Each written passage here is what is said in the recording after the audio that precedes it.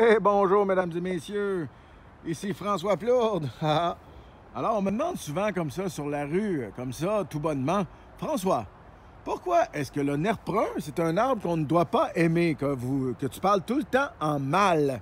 Hein? Là, on a devant nous un nerf brun cathartique.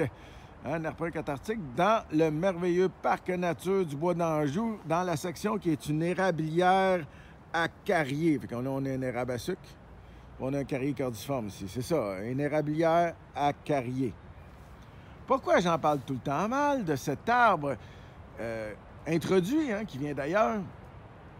Parce que cet arbre produit une toxine qui se dépose par terre et par ses racines.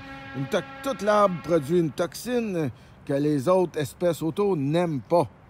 Lorsqu'il s'introduit, il y a un terme pour ça, là, ce que je vous parle, là.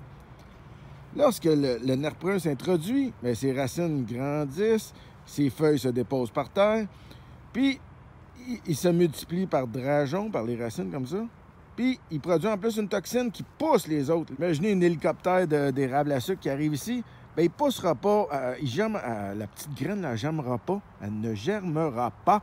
Pourquoi? Parce qu'il y a déjà eu des toxines là, dans le sol qu'elle n'aimera pas, ça ne sera pas l'endroit idéal pour elle, puis là, ça l'empêche de germer, justement. Hein, que ce soit les grosses noix du carré cordiforme ou justement les samars des érables à sucre. Puis là, regardez, là, ça devient très, très dense, un boisé de nerf brun. C'est ça qu'on voit. C'est ça qui est fascinant. À l'automne, le nerf brun, il reste vert longtemps. Fait que tout ce que vous voyez de vert au loin, c'est du nerf brun. C'est un arbuste qui pousse densément. Ça veut dire qu'il devient très dense. Il prend beaucoup de place. Puis il pousse les autres espèces indigènes. Il les pousse littéralement en poussant. Lui, il prend toute la place, puis en plus, il envoie une toxine, fait que les autres, ils ne repoussent pas. Hein? Les jeunes là, érables qu'on voit, les jeunes carriers, là, les jeunes hêtres, ils ne pousseront pas là-bas à cause des toxines qu'il y a dans le sol. Vous comprenez? C'est pour ça qu'il faut arracher le nerf brun. Il faut absolument contrôler le nerf brun au Québec. À Montréal, surtout, il y en a énormément dans nos boisés. Malheureusement, c'est comme ça. Et c'est pour ça qu'à toutes les années, la plupart des boisés comme ça, qu'il y a des organismes qui s'en occupent, ils font appel à vous pour faire du bénévolat, venez arracher le nerf brun. Hein? Arrachons les nerfs bruns. Et voilà ce que ça donne un boisé de nerf brun. Hein? Ça l'a remplacé complètement un boisé de sumac vinaigrier. Voilà, ça c'est indigène.